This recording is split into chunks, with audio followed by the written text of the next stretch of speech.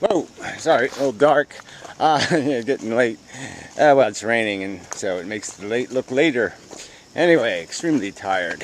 Yeah, it's tuckered all out. But we will endeavor to persevere. I don't know what that beep was, but whatever. Yeah, so a little further thought on the Corey Anton discussion, as it's called. I keep hearing a beep. Well, it's not the camera, I guess. Anyway, yeah, you read the comments, it's just so discouraging, because it didn't seem as bad as these commenters. But anyway, whatever, idiots, morons, fuckwits. Yeah, but there was one comment that did stick out. I mean, some guy who was, pointing out some sort of contradiction about my point about subjective opinions of life's accomplishment or value. And I was only using that as an example of the fact that neither testimony is of any value, because you're going to have people at these opposite extremes. You're going to have somebody who's going to be highly sensitive and say nothing's worth it, and other people who are so ego-driven, want the victory so bad that they're willing to endure all kinds of crap to get it, because they see so much purpose in whatever the victory is they're after, climbing the mountain or whatever the nonsense is. And so, yeah, the testimony of individual humans doesn't mean too much if it has no context of an argument behind it, some sort of logic that makes some sense of these value equations. So I'm going to argue that I don't have an explicit definition of what is worth what. I would argue that that definition is probably composable with enough information, or even with enough thought given to the subject. Just as we can figure out and say pretty emphatically that slavery isn't worth it, that the suffering imposed is not worth any social gains or productivity or anything else gleaned from it, that it's not an acceptable price to pay, either because it causes too much suffering overtly, or there's another ethical issue that it's doing it through this imposition. It's not fairly choosing who's going to be victimized by the who's going to have to pay the price. And there's the same argument we're always going to keep going back to in anti-Natalism, where we can talk about the game itself being futile and stupid, and that's one point to make about life being rather wasteful and inefficient. And then there's the ethical argument that of the imposition, of the fact that there is an ethical trespass, and that you're playing the game with non-compliant, people who haven't sanctioned your use of them as fodder for your engine. You don't have a right to enslave the losers to have your mediocrity or your victory, no matter how you subjectively perceive it.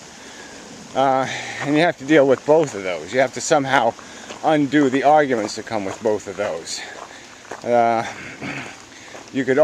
Somebody could argue that the taste of their good meal is worth the animal that suffered to produce it.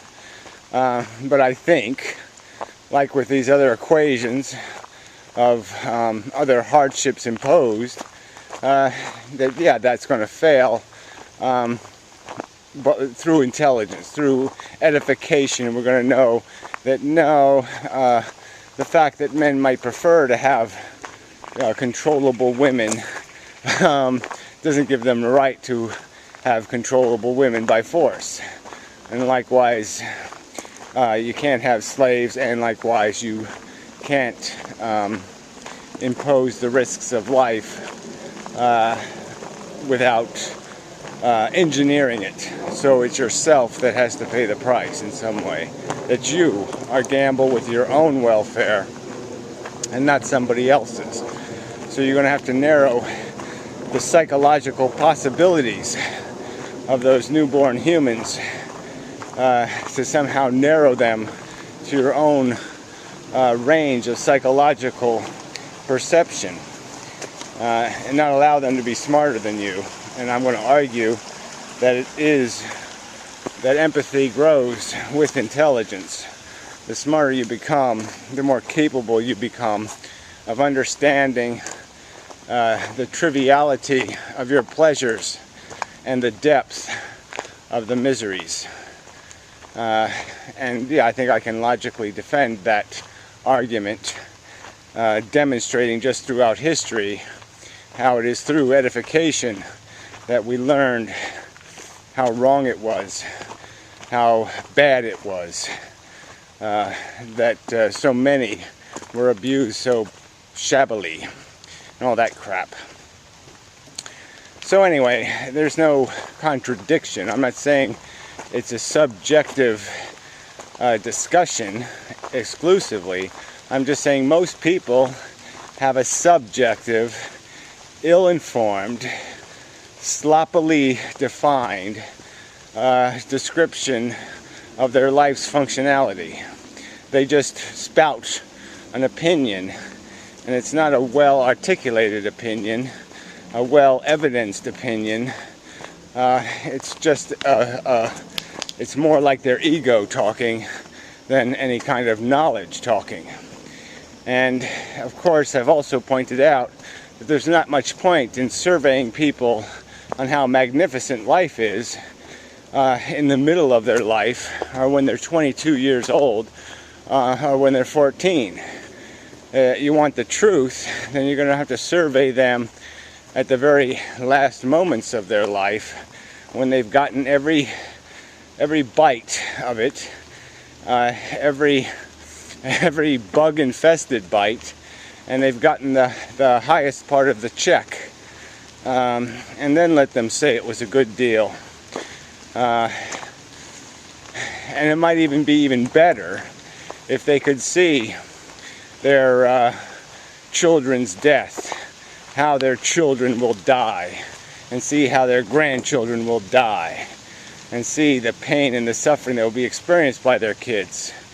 Oblige them to have that part of their context, so they know exactly what they stepped into, what they were part of, and what they imposed on all these future individuals.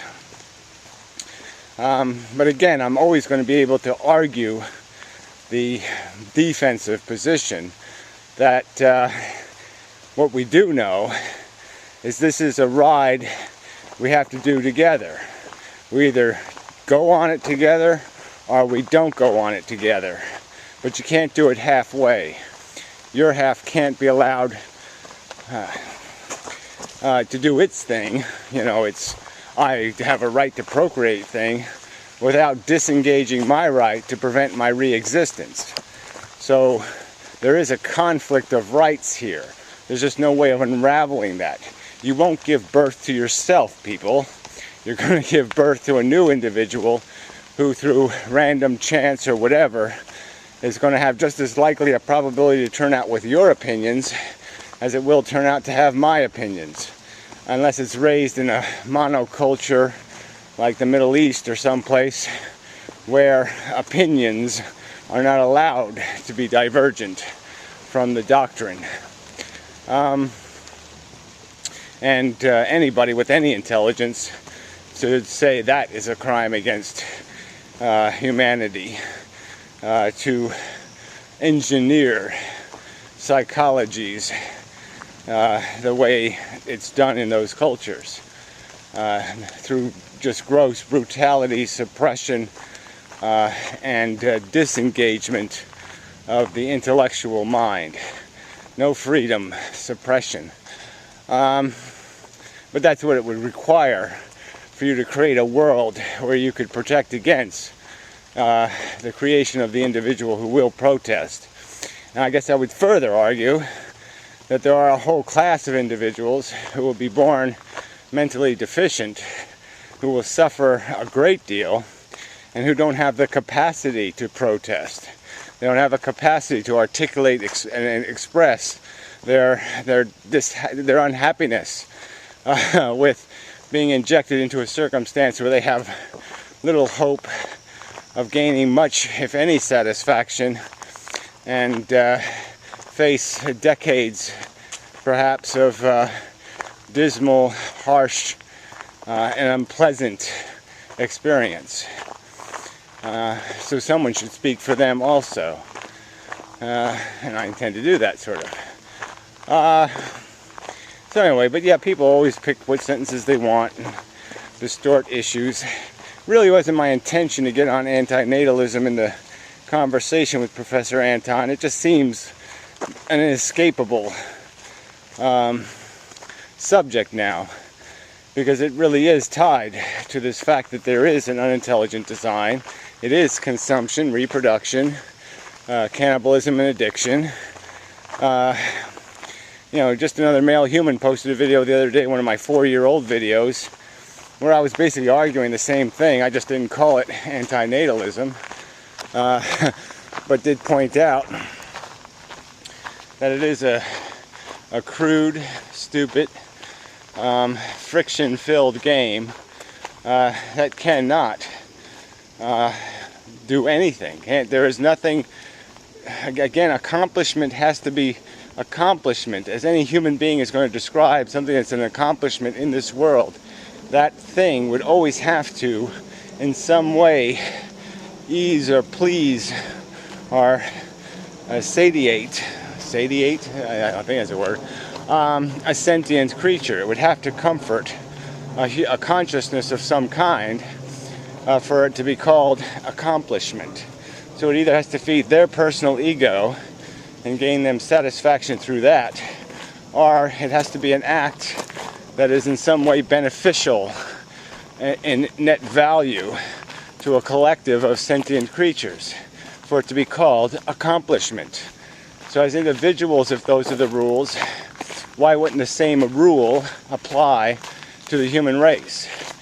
And it seems just logical that as a species we should be fulfilling some mission of accomplishment. And and as I've pointed out in the video, and that has not been argued by anybody rationally, we can serve. We can comfort nothing in the universe. We first create the damage, and then we attempt to repair it. By very definition, that should be the definition of futility. To create a need that doesn't need to exist, that is difficult to entirely satiate, would be the definition of foolhardy, moronic, stupid, pointless, insane, crazy, ludicrous, nonsensical, unintelligent. And so maybe that's the word I have to push, is that not only is this design unintelligent, but apparently, even with our billions of neurons, we still aren't capable of reliably processing information and doing the intelligent thing, which is to honor the truth, accept the reality for what it is, and conform our definition of accomplishment to that reality, and quit pretending there is accomplishment in reproducing for the sake of it. Reproducing for the sake of reproduction is, again, not a sensical or intelligent procedure. You have to do it for the sake of something else, the sake of a real beneficial accomplishment. Yeah. So anyway, just more context. Like an hour and a half wasn't enough. Yeah, here's some more. Lucky you. But again, so this discussion did sort of illustrate that it's not about discussing. It was a pretty passive conversation, and still nothing was resolved. We still need a mechanism that obliges the conversation to accept some premises and then argue the logic that is indicated by those premises. And I think if that is done, the conversation will be disengaged by the fact that there will be disagreement over fundamental premises, like a belief in something extraordinary, a God of sorts. Professor Anton sort of admitted it in the conversation when he said he believes there is some sort of intelligence behind the universe. I can't remember his exact terminology, but an indication that it is not unintelligent design, that there is in fact something more to be revealed, yet he could give no indication of what that might be. So anyway, till next time.